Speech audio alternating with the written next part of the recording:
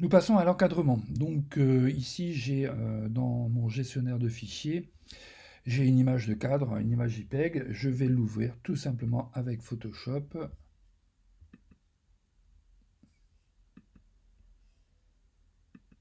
Voilà, ça prend un peu de temps. OK. Donc, comme à l'habitude, je duplique. Voilà, histoire de garder une sauvegarde. Alors ici, je vais totalement détourer ici l'arrière-plan. Donc je prends mon outil de section. Alors le plus simple, c'est section rapide. Voilà.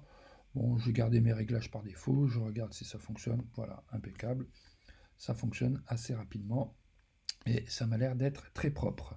Donc je crée directement mon masque. Voilà. Et ici, je mets en négatif. Donc commande ou contrôle I. Je mets en négatif le masque. Et voilà, ici mon cadre. Donc je vais me mettre sur le calque d'arrière-plan. Et je vais venir aller chercher, enfin je vais aller chercher mon fichier ici, Roy, en version PSD. Ça c'est très important, en version PSD. Donc je prends et je vais le déposer. Alors, si j'y arrive. Voilà, je le dépose sur mon plan de travail. Donc là, je me suis mis sur l'arrière-plan, donc il va venir en dessous de mon cadre masqué. Voilà. Donc c'est un objet dynamique à redimensionner. Donc je vais ici, en double-cliquant dessus, enfin les boutons droit de la souris plutôt, je vais prendre déformation. Non, je ne vais pas prendre déformation. Distorsion. Voilà, distorsion. Pourquoi? Eh bien, vous pouvez remarquer que ici, mon image, mon cadre a une légère perspective, n'est pas pris plein face. Donc, je vais, vous voyez, faire correspondre. Alors, je vais sortir un petit peu quand même, un peu plus large que le cadre. Et de cette façon, je vais tout naturellement respecter la perspective ou le fait que le cadre est légèrement incliné ou de biais.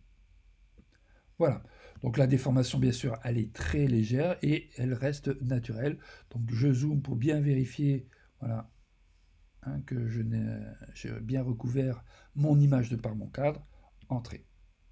Alors quand vous avez des petits travaux comme ça d'ajustement très précis, vous pouvez tout simplement regarder, faire un calque de réglage couleur unie et vous mettez une couleur totalement opposée.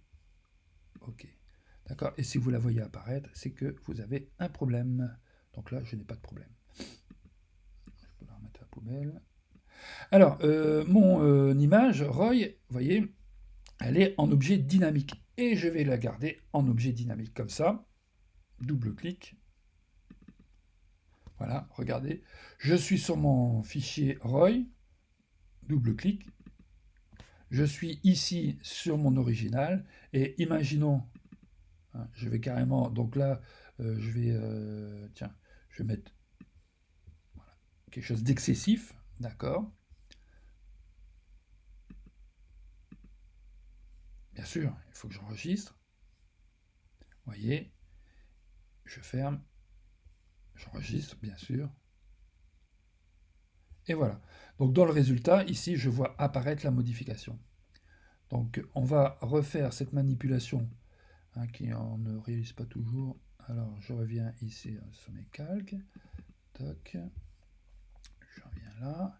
Et ici, c'était ça. Et je vais remettre à 0 ici pour revenir. Alors voilà, on peut, suivant la photo, vous voyez, si la photo est trop rouge ou trop jaune, vous pouvez encore régler un petit peu ici. Alors si je n'enregistre pas, que se passe-t-il? Bien, je ne vois pas bien sûr les résultats en chaîne.